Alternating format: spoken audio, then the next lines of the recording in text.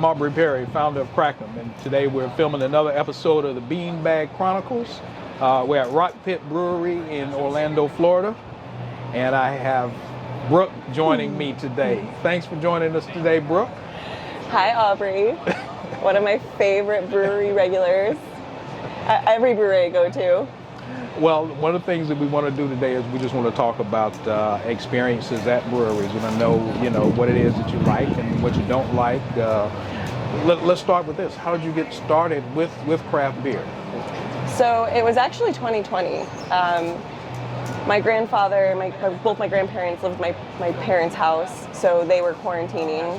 My brother had a new baby, so I was the only one that was just kind of doing her own thing, and I was running the business while everyone was quarantining at home, so I didn't really have an outlet. I have friends that have health issues too, so to keep myself sane, I first experienced Dead Lizard and very quickly became a regular there and met fantastic people, and then from there they've introduced me to many breweries, and I'm happy to say that I'm still pretty new to the actual craft beer. I don't really have my likes and don't likes, but I'm slowly learning, and it's a great community, and they're slowly teaching me what I do and don't like. Yeah. It's a cool community that that I've seen, being able to come in and meet people like you and other regulars that kind of hang out at a brewery that kind of makes it seem like home. Yeah, and it's not even the regulars. I mean, people that come into town, people that go to craft breweries are social. Yeah. They like to talk. They like to, learn each other's stories and recommend new breweries if you're visiting town. So I think I have like 3 iPhone lists with breweries for many states just from the people that I've met in and around Orlando. Okay, all right. So when you're traveling, how do you decide which brewery to visit? That's a tough one. I mean, a lot of it's just like Google, Facebook, Yelp kind of thing. Breweries very rarely have bad reviews. It's more so looking for, I prefer like the smaller, more quaint ones. I feel like they're a little bit more easy to get into, whereas the bigger ones can be a little bit more like a party crowd. And I'm looking for more like a low-key crowd. Biggest thing I look for is if they have food or not, if I'm looking for food or not.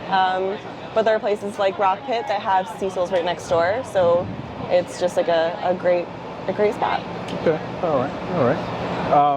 I've heard stories about experiences that some women have had at breweries that have made them uncomfortable. Have you faced that? I mean, I think every woman has, unfortunately. I wouldn't say it's breweries. I think it's just drinking alone at a bar. But very rarely am I drinking alone. Usually I'm friends with the bartenders, I'm friends with the servers or other regulars there, or I become quick friends with people. But yes, there's times where it can be uncomfortable, but you just have to kind of stand up for yourself and either alert like the bartender and try to have them step in. But other than that, no. I mean, it's usually pretty cool. I think it's more just people drinking and get a little too friendly, and then just not being able to read signals. Yeah. Okay. All right. If you had a suggestion that you would make to a brewery owner about how to make the experience better at breweries, what would that be? That's a tough one. I don't know, because it kind of it differs between different breweries. I'm not sure. Okay. All right. Well, you mentioned that you talked about the atmosphere at the brewery and wanting it to feel more like a family. And I think that's one of the things. I guess that is one thing. I mean, I think there are some breweries out there that are no longer, when they first opened, they were, very family-like kind of, where you knew there wasn't like a high turnover on staff, and you knew everybody. And unfortunately, some of them just, it's great for them. They got pretty large, or the area around them, had a boom.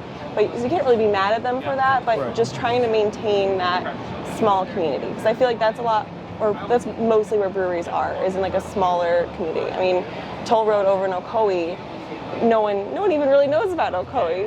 They but they're there and they have great staff, great beers, and they link up with the bike shop or the cafe across the street, and they always have food trucks, so it's always a good spot. Yeah. One thing is just some breweries tend to only have their beers on tap, which is fine. I mean, you can't, as long as you have a wide variety, I don't see an issue with that. But Rockpit and Toll Road do really good with having other drinks. Like Rockpit especially has very like crafted vodka drinks or like just mixed non-beer drinks. And when I go out with my mom, she does not drink beer.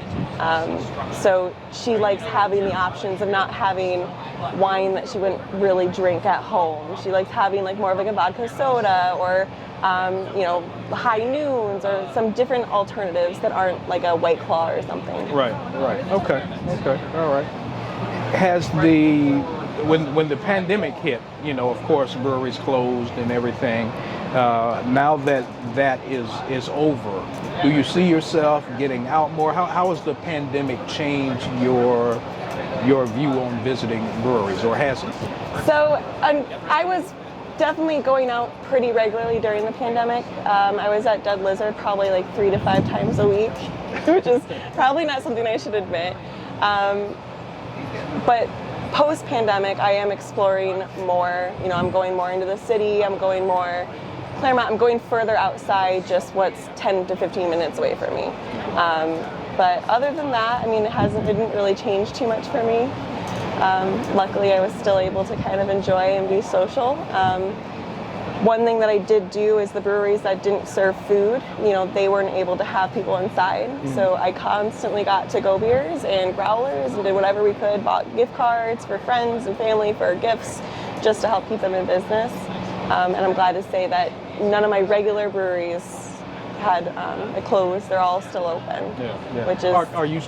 Do you still find yourself buying more to-go beers now, even though the tap rooms are back open? I don't, which I should, because I end up drinking beer I don't like that I buy at Publix. So I definitely should start buying more to-go beers. That's a great idea, Aubrey. But yeah, I think I'll just have to start up that again. Okay, all right. Well, thanks for joining us today, Brooke. Appreciate you. Thanks for having me, Aubrey. And sitting down on the Beanbag Chronicles with us today. If you guys want to find us, you can find our YouTube channel, the Beanbag Chronicles. Make sure you subscribe to us. We have new episodes out fairly regularly. Join our Facebook group, the Crafted Community Facebook group, and you can always find us at the crackem.beer Instagram page. Cheers. Cheers. Have a great weekend.